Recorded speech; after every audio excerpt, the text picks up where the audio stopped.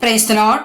യെഹെസ്കേൽ പ്രവാചകന്റെ പുസ്തകം 15-ാം അധ്യായം 1 മുതൽ 8 വരെയുള്ള തിരുവചനങ്ങൾ.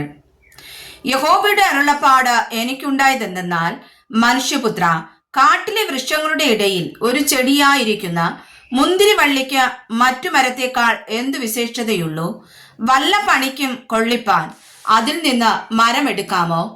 വല്ല സാധനവും തൂക്കിയിടേണ്ടതിന് അതുകൊണ്ട് ഒരാണി ഉണ്ടാക്കാമോ? അതിനെ തീക്കിരയായി കൊടുക്കുന്നു. തീ അതിന്റെ രണ്ടറ്റവും ദഹിപ്പിച്ചിരിക്കുന്നു. അതിന്റെ നടുമുറിയും വെന്തിരിക്കുന്നു. ഇനി അത് വല്ല പണിക്കും കൊള്ളുമോ? അത് മുഴുവനായിരുന്നപ്പോൾ തന്നെ ഒരു പണിക്കും കൊള്ളാതിരുന്നു. തീ അതിനെ ദഹിപ്പിക്കുകയും അത് ദഹിച്ച് പോകുകയും ചെയ്ത ശേഷം വല്ല പണിക്കും കൊള്ളുമോ? അതുകൊണ്ട് യഹോവയായ കർത്താവ് ഇപ്രകാരം അരുളി ചെയ്യുന്നു: കാട്ടിലെ വൃക്ഷങ്ങളിൽ ഞാൻ തീക്കിരയാക്കി കൊടുത്ത മുന്തിരിവള്ളിയെ പോലെ ഞാൻ യെരൂശലേം നിവാസികളെയും ആക്കും. ഞാൻ അവർക്ക് വിരോധമായി മുഖം തിരിക്കും. അവർ തീയിൽ നിന്ന് പുറപ്പെട്ടിരിക്കുന്നു, എങ്കിലും അവർ തീക്ക് ഇരയായി തീരും.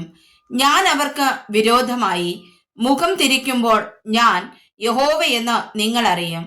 അവർ ദ്രോഹം ചെയ്യുക കൊണ്ട് ഞാൻ ദേശത്തെ ശൂന്യമാക്കുമെന്ന് യഹോവയായ കർത്താവിന്റെ അരുളപ്പാട്. അവർ ദ്രോഹം ചെയ്യുക കൊണ്ട് ഞാൻ ദേശത്തെ ശൂന്യമാക്കുമെന്ന് യഹോവയായ കർത്താവിന്റെ അരുളപ്പാട്. വായിച്ചതായ തിരുവചനങ്ങളാൽ കർത്താവ് നമ്മേവരെയും സമർത്ഥമായി അനുഗ്രഹിക്കുമാറാകട്ടെ. ആമേൻ.